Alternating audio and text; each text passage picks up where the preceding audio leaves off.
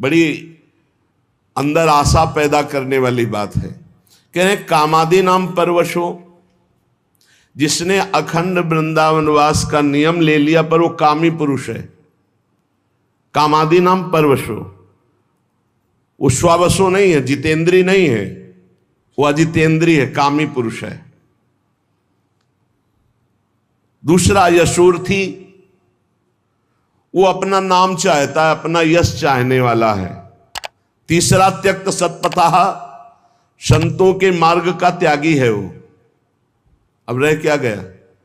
विचार करो, कितनी बड़ी बात कह रहे हैं। निराशा नाम की चीज नहीं होनी चाहिए। ये बात सुनने के बाद इसी में हम मिल जाएंगे, हमारे लक्षण इसी में मिल जाएंगे। पहला वाला जो वर्णन हुआ श्लोक, वो तो सिद्ध पुरुषों का है।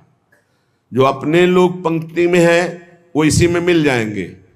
कामादि नाम परवशो, इंद्रियों का गुलाम, मन का गुलाम, काम का गुलाम। परवशो, काम के अधीन, इंद्रियों के अधीन, मन के अधीन। यशोर्थी, यश चाहने वाला, मेरा नाम हो जाए, मेरी कीर्ति हो जाए।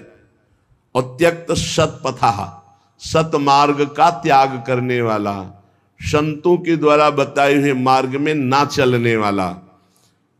कह रहे कि ययादपि तत्कृपा, यदि वृंदावन की कृपा हो गई और उसने निश्चय कर लिया कि मैं आजीवन वृंदावन वास करूंगा, तो कह रहे कथम वृंदावन सिद्धिम न, उसे कौन सी सिद्धि नहीं प्राप्त हो जाएगी? सब कुछ प्राप्त हो जाएगा।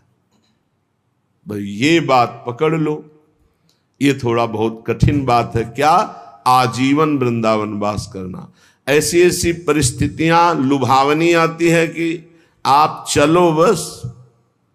ऐसी ऐसी भयावनी परिस्थितियां आती, आपको अब तो चलना ही पड़ेगा।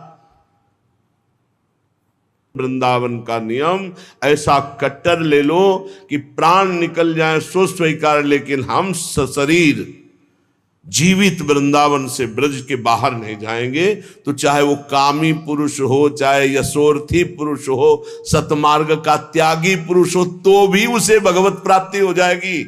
धाम वास मात्र से वृंदावन प्रभाव सुन अपनो ही गुण देत, जैसे बालक मलिन को मात गोद भर लेत। भगवत प्राप्ति बहुत दुर्लभ दिखाई देती, क्योंकि इंद्रियों को समेट पाना, मन को समेट पाना, रात दिन निरंतर भजन में लगे रहना, जब तक जीवित है कोई गलती ना होने पावे, तब भगवत प्राप्ति। धाम की कितनी महिमा है कि वो कामी पुरुष है, परवश है इंद्रियों के। यही बात ध्रुवदास जी ने भी लिखा है, यद्यपि भक्त अनन्य जो। यही बातें हृदय को बलवान बना देती है। यद्यपि भक्त अनन्य जो, विषय इंद्रियन बस होए, कर्मठ कोटि जितेंद्रियन तेषम लहय न कोय। जो श्यामा श्याम का अनन्य हो गया है, यद्यपि वो अभी विषयी है, जितेंद्री नहीं हुआ, तो भी करोड़ों जितेंद्रियों, करोड़ों कर्मकांडी उसकी समानता नहीं कर सकते, क्योंकि वो श्यामा श्याम का अनुरागी है, श्यामा श्याम का अनन्य है। शरणागति में सुग्रीव जी के प्रति जो भगवान का शरण्य का भाव दिखाया, वो बहुत पुष्ट करता है। सुग्रीव जी से हनुमान जी महाराज, वो देखो जो राजकुमार, सुग्रीव जी तो कांप गए। उनको लगा कि बाली के द्वारा भेजे हुए, क्योंकि बाली यहां सापवश आ नहीं सकता, इसीलिए वो सुरक्षित थे वहां। हनुमान जी से डर करके कहा कि अब तो प्राणों को कहां हम सुरक्षित रख पाएंगे, क्योंकि जहां भागेंगे वहां बाली पहुंच जाएगा। हम इसी पर्वत पर केवल सुरक्षित थे, ऋषि के शाप से वो यहां आता। ये दो दिव्य राजकुमार हमें लगता है उसी के भेजे हुए, तुम जाओ देखो कौन है। हनुमान जी विप्र रूप में गए, सामने अरविंदाक्ष भगवान पर दृष्टि पड़ते ही साष्टांग दंडोत। आप कौन हैं स्वामी? नंगे पैर ऐसे कटीले कंकरीड़े जंगल में भ्रमण कर रहे हैं, आपके इस भ्रमण का हेतु क्या है? कहा मैं दशरथ नंदन राम और ये लखन पिता की आज्ञा से हमें 14 वर्ष का वनवास मिला हुआ है। पर आप कौन हैं? विप्र देवता। आप ऐसे मृदु वचनों से और आपको देखने से लग रहा है कि आपका हृदय बड़ा महान है, क्योंकि आंखों में अश्रु आपके भरे हुए हैं। आप कौन हैं? तो बोले, स्वामी मैं तो मंद बुद्धि भूल सकता हूं, लेकिन आप ऐसे पूछेंगे, मैं तो आपका सेवक हूं।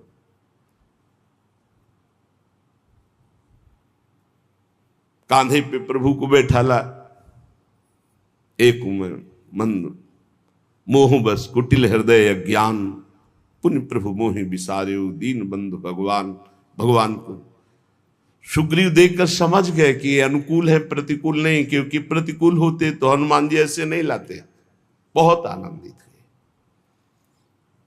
हनुमान जी महाराज परिचय सुग्रीव का श्री राम जी को, और राम जी का परिचय सुग्रीव को देते हैं। जब परिचय सुना और समस्या सुनी तो भगवान ने कहा, तुम चिंता मत करो, मान लो बाली मारा गया, मान लो, तुम निश्चिंत हो जाओ। और अग्नि को साक्षी करके मित्रता की हनुमान जी महाराज की कृपा से।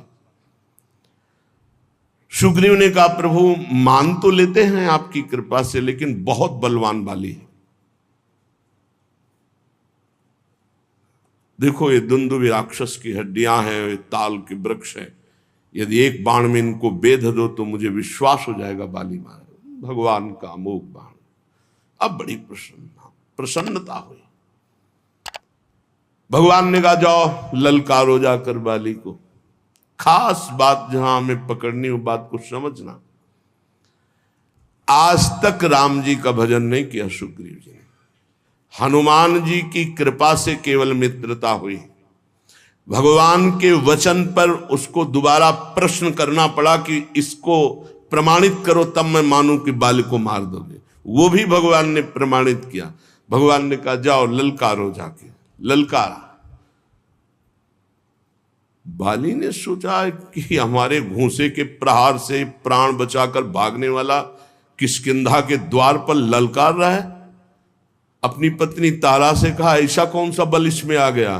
बोले, प्रभु मैंने सुना है कि सर्वलोक महेश्वर भगवान श्री राम इनसे मिल गए हैं, अब आप इनसे वैर मत कीजिए। तो कहा, अरे अगर भगवान है तो समदर्शी हो, मेरा और सुग्रीव का पक्ष विपक्ष क्यों मानेंगे? वो तो समदर्शी हैं, भगवान तो समदर्शी है। चल, अब एक ही रूप के बाली और सुग्रीव, ऐसी पिटाई सुग्रीव की त्राहिमाम करके भागे। भगवान के समीप गए। भगवान से कहा, प्रभु एक वृक्ष की ओट में थे। कहा, प्रभु कहा था मेरा भाई नहीं, एक काल है, नस नस तोड़ दी, और आपने मारा क्यों नहीं? बोले, समस्या थी कि वहां पहचाना ही नहीं जा रहा था कि सुग्रीव कौन और बाली कौन। क्यों भगवान ने पिटवाया? भगवान को पहचानने की जरूरत है। सर्वज्ञ है, सर्वलोक महेश्वर, सर्वत्र विराजमान, सर्वसत्ता, उनको कोई जानने में अभिमान कि देख लो, आखिरी में तुम देख लो, फिर भी तुम में कोई बल नहीं है, मेरा ही बल महाबल है, तुम में कोई बल नहीं। कर प्रसाद सुग्रीव शरीरा। भगवान ने जो ही शरीर स्पर्श किया, पीड़ा गई, नवीन बल जागृत हुआ, और एक माला अपनी प्रसादी पहनाई। अब जाओ। फिर ललकारा, फिर आए। भगवान ने एक बाण से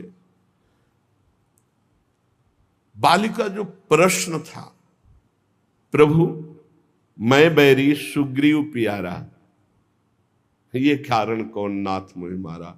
नाथ आप तो मेरे भी स्वामी हैं, मैंने आपका कब वैर किया, कब अहित किया, और इसने कब आपका भजन किया, कब आपका हित किया? आपने उसका पक्ष लेकर मुझे मार दिया।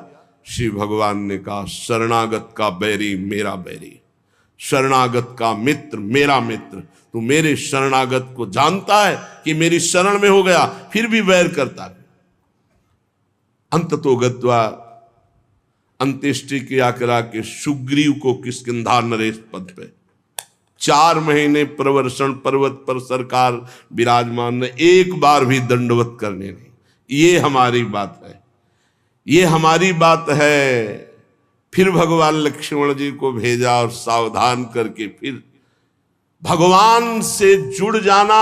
हमसे हो सकती भूल, हमसे कमी हो सकती है, हम अजितेंद्री हो सकते हैं, हम कामी हो सकते हैं, हमसे अपराध बन सकता है, लेकिन रहत न प्रभु चित चूक किए कि करत सुरत 100 बार ही एक। इसको मैंने स्वीकार किया है, ये मेरी शरण में है। वो केवल अपने स्वार्थ की वह शरण, तो भी भगवान उसे अपना शरणागत मानते। ऐसा स्वभाव उमा राम स्वभाव जे जाना, ताई भजन तज भावनाना।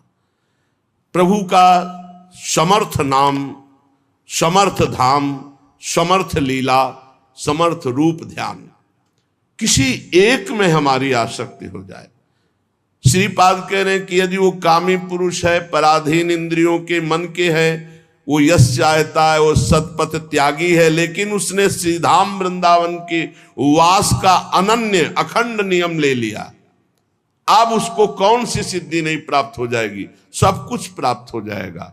ध्रुवदास जी कहते हैं वो अजितेंद्री है, विषयी है, लेकिन श्यामा श्याम का अनन्य हो गया है, तो करोड़ों जितेंद्रियों कर्मकांडी उसकी समानता नहीं कर सकते।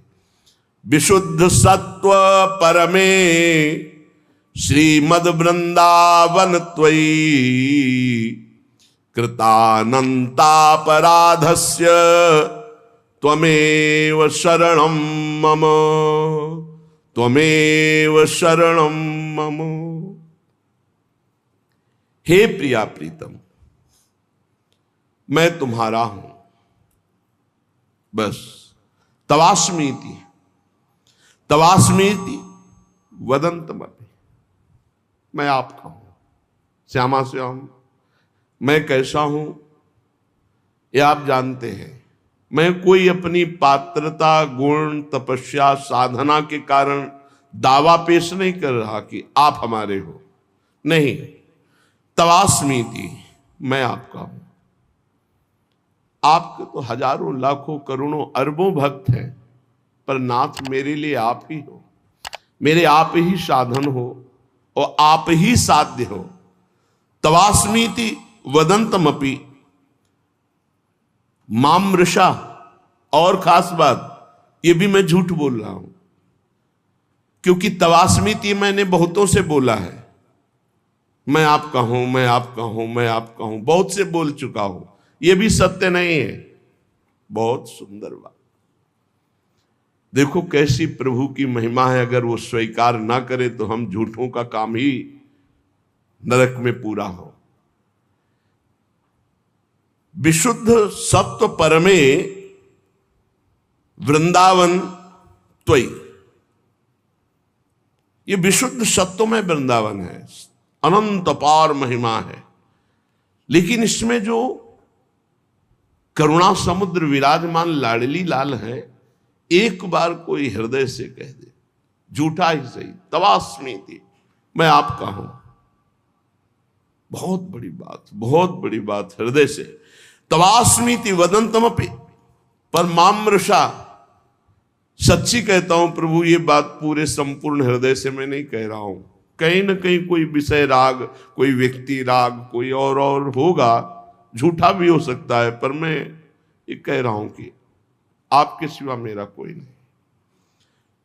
तो महापतित मप्यात्म कारुण्याद आत्मसात, ओहो, महाकरुणा में श्री प्रिया प्रीतम उसे आत्मसात कर लेते हैं, अपने में मिला लेते हैं, अपना रूप दे देते हैं। किशोरी मात्मानम, अपना रूप सहचरी वपु।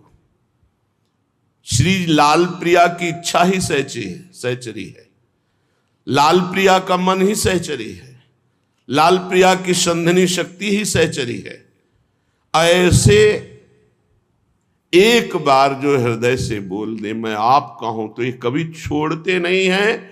और महापति तो हो, नीच हो, तो कह रहे हैं करुणया दात्मसात, करुणा करके उसे अपना स्वरूप प्रदान कर देते हैं। ऐसा हमारे प्यारे जू का स्वभाव, ऐसा महामहिम करुणामय वृंदावन। अब हमको चूकना नहीं चाहिए, बहुत बढ़िया अवसर मिल गया है।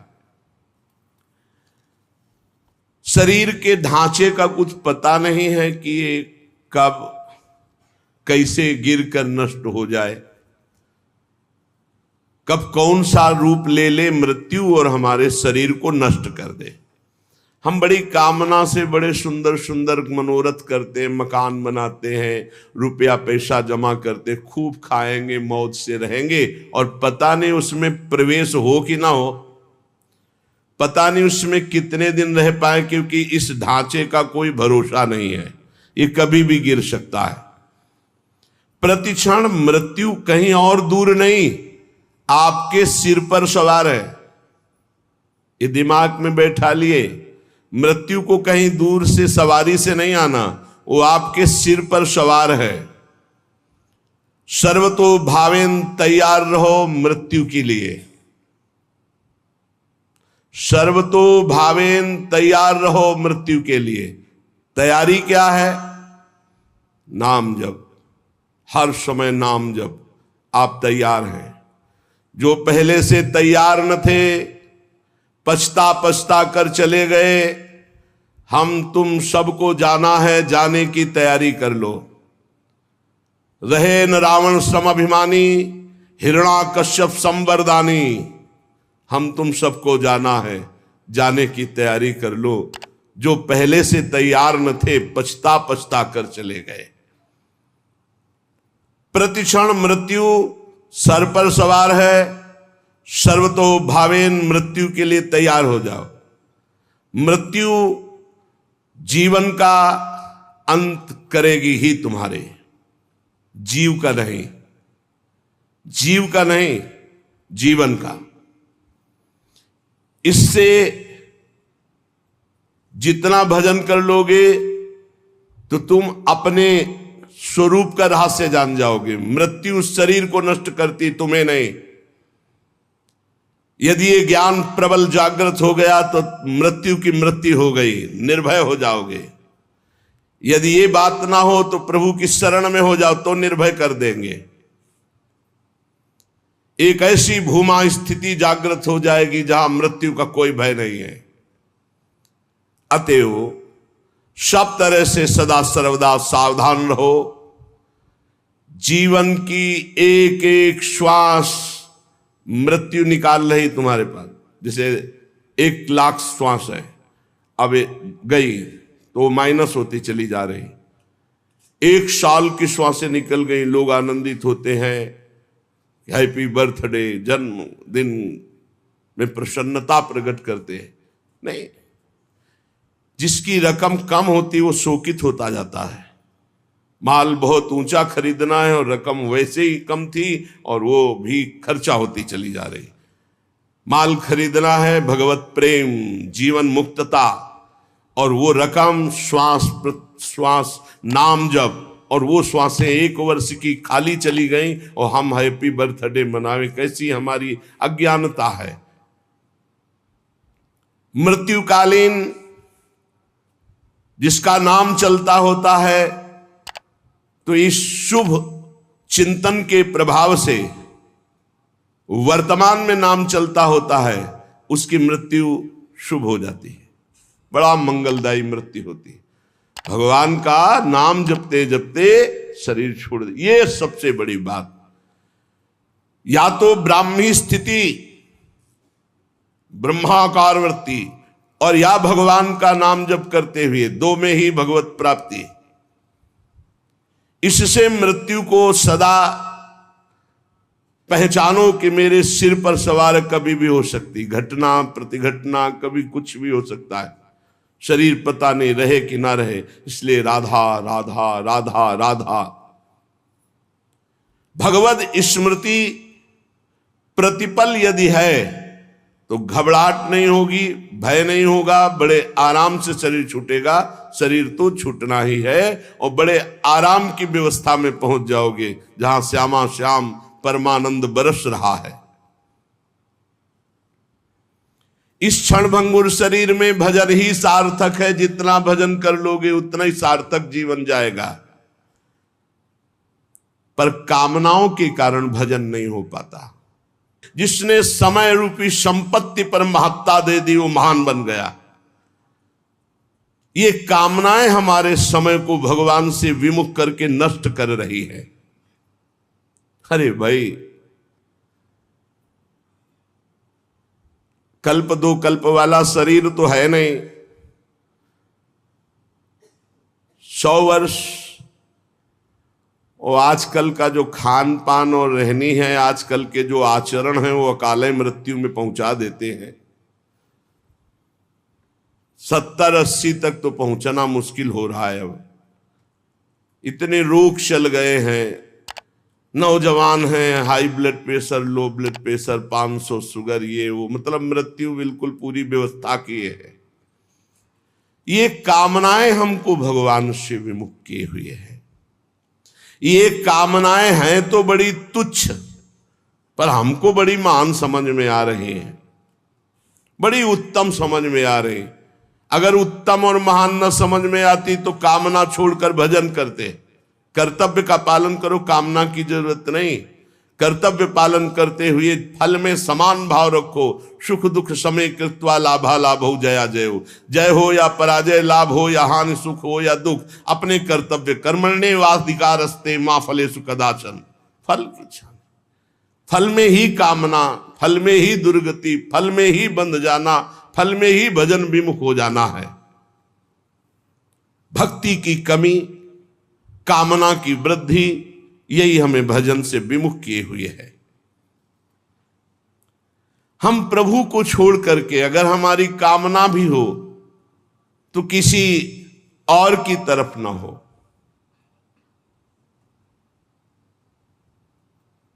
जग जाची को न जाची जो जिय जाची जान की जान ही रे।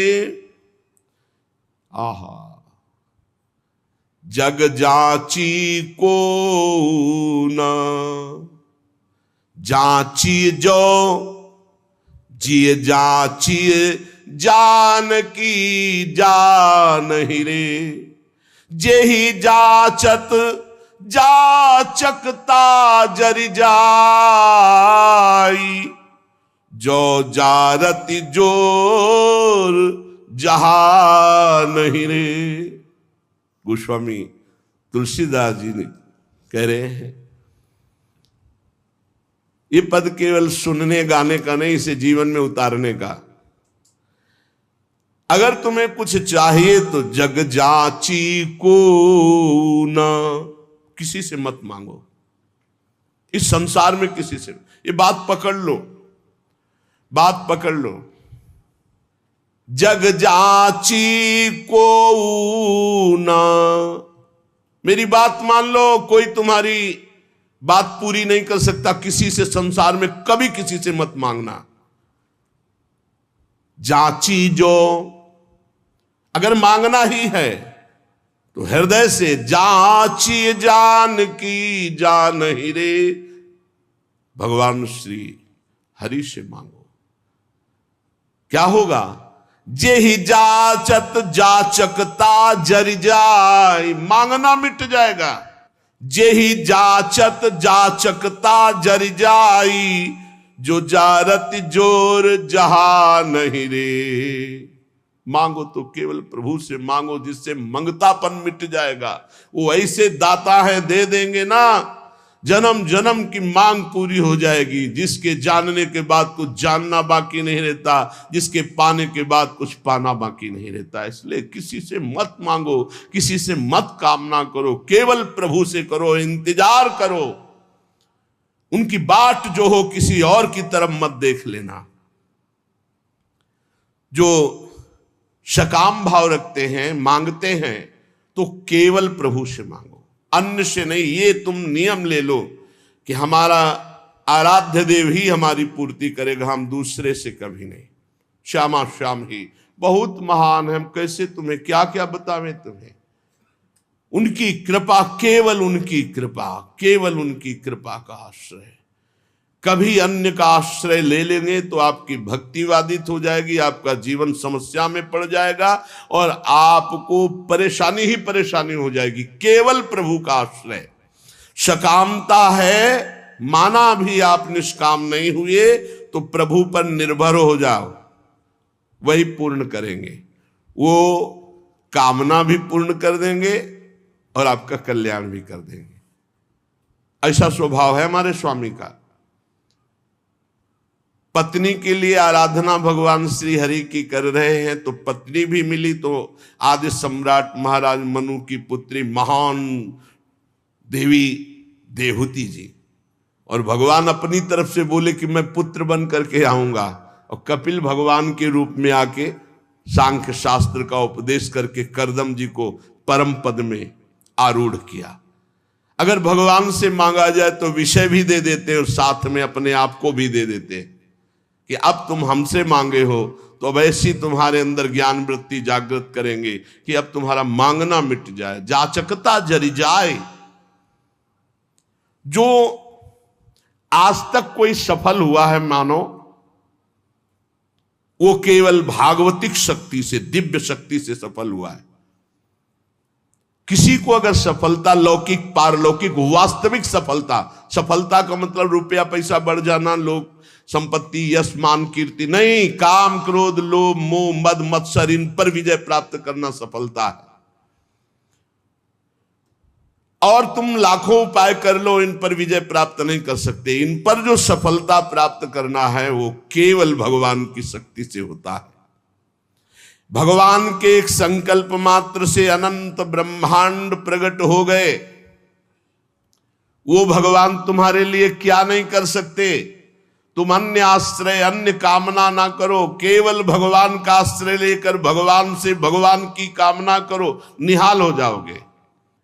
अगर द्रौपदी जी अन्य आश्रय न लेकर के पहले ही भगवान को आर्तभाव से पुकार देती तो समस्या इतनी नहीं बढ़ पाती। समस्या आई तो बहुत जगह मन फैला द्रौपदी जी का। पति हैं, भीष्म जी आदि हैं, हम बड़े बड़े बुजुर्ग जन हैं, भला ऐसा कैसे होने देंगे। और जब कोई नहीं रोका तो अपनी भुजा, अपना दांत का बल, यही सब बातें हमें भगवान से दूरी बनाए हुए हैं, समय की दूरी बनाए हुए। और जहां उन्होंने सब आश्रय छोड़ा और एकमात्र भगवान को पुकारा तो भगवान वस्त्रावतार हो गया। ये केवल कथा सुनाने और पढ़ने की विषय, सुनने का पढ़ने का विषय नहीं, ये जीवन में उतारने का है कि चाहे विपत्ति हो, चाहे कामना हो, कैसी भी परिस्थिति, सीधा श्री भगवान से आर्त भाव से अन्य आश्रय छोड़कर पुकारे तो हमारे जीवन का बहुत बहुत आनंदमय परिवर्तन हो जाएगा।